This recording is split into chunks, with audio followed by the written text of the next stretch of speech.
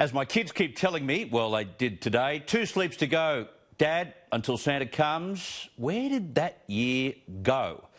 And as we close in on Christmas this year, our minds are understandably devoted to the plight of drought-stricken farmers, to the victims of this season's bushfires, of course, and to those firefighters who will be risking their lives once again as most of us relax with family for Christmas. As I said on Friday, I think we need to push our politicians to consider paying our brave volunteer firefighters, even if it is just a minimum wage.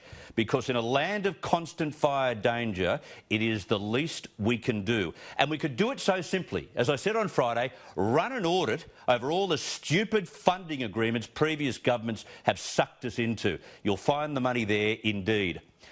But may I add another group of esteemed Australians in this mix of consideration for Christmas? Those who were the subject of this year's shocking Royal Commission into aged care. Those elderly Australians in our 2,600-odd aged care facilities.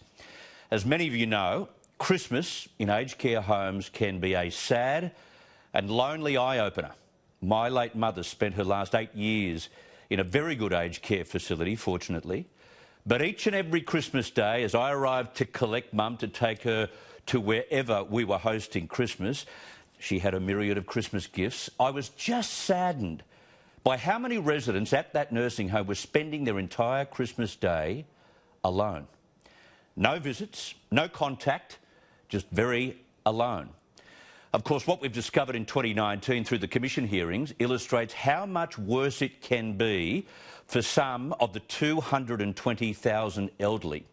Staffing is cut to the quick this week, that's the sad fact. And that's on top of many aged care homes that already cut corners and lower their standard of care. We know from the Royal Commission that as many as 1/3 of all of those 2,600 aged care facilities are likely to be offering substandard care. That is way too many.